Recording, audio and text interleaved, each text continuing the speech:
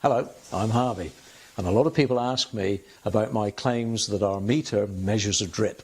Will it actually do that? Well, the reason it's important is that the majority of houses in England still have a storage tank in the roof with a ball valve, and every house in England has one or more toilets with a ball valve in their cistern. Now, we have a great big meter to measure everything, the high flow rates and the little drips. And if you come in close, I'll show you that it actually measures air. This is it.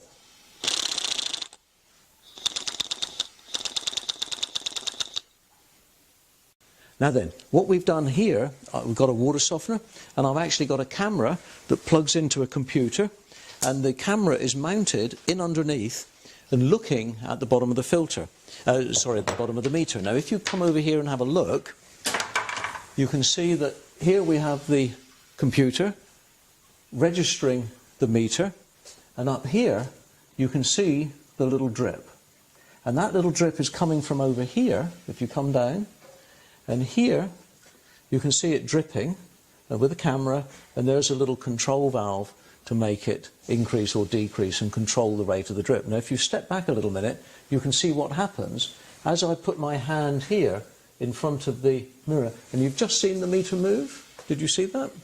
You'll have to sit, oh, there it goes again. Now, this is the meter moving at that drip. Now, if I speed this up and watch it, I'm going to increase it now.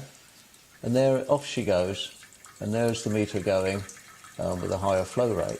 And if you come here and back a bit, you can see the meter now running at 0.15 or 0.1 of a litre a minute, and it goes all the way down to when this one actually goes off the scale, and you have to come over to this little meter to get back on the scale to watch.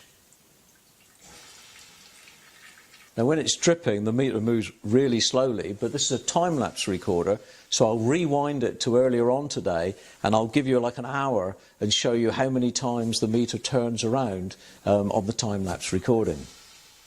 Right, well, here we are in close-up watching the film, and here we are at the same date, 26, 9 o'clock in the morning, and if we go back a little bit to 8 o'clock in the morning, you can see the little drips coming here, and the meter is still moving.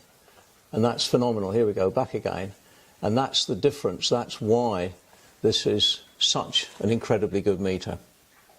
So, there you are. It does what it says on the tin, and it's very important that the meters do this, because let me show you what happens in a storage tank in the roof, or when you've got a dripping tap somewhere, or a little toilet system that fills slowly. You need one of these to register it.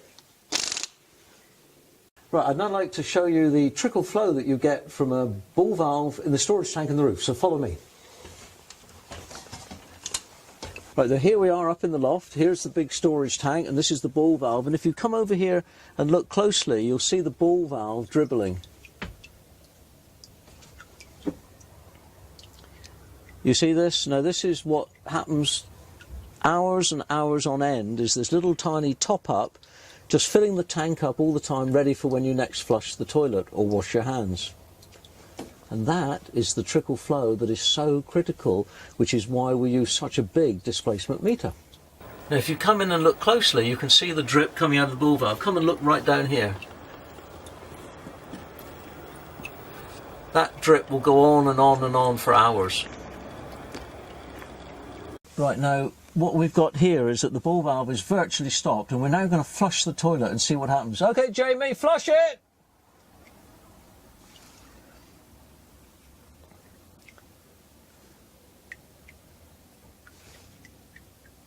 Here we go. The toilet has now been flushed downstairs, and so the tank will slowly start to drop, and the ball valve will open slightly, and here's the little trickle that's coming through from the ball valve. And this will take a minute to actually happen, so we'll kind of speed the clock up a little bit so you don't have to sit around for the next 10 minutes.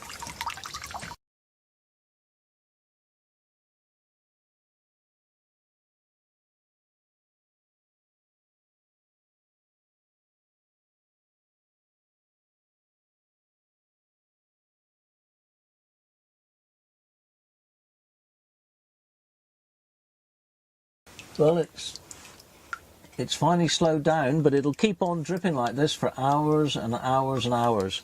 So we'll just leave it go until it stops finally. See how long it takes.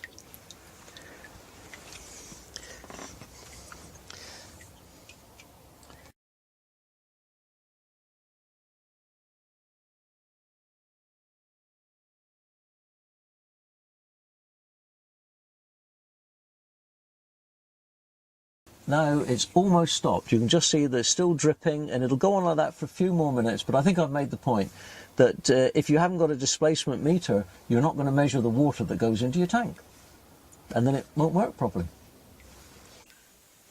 So there you have it. Having a meter that accurately measures the amount of water you're using is the prerequisite for a good water softener. You can't do it by guesswork or adding a little bit. You've got to do it accurately. So all the houses in England have very variable flow rates. We're the only country in England that's like that. So that's why all water softeners manufactured elsewhere are used to full bore or stop metering systems.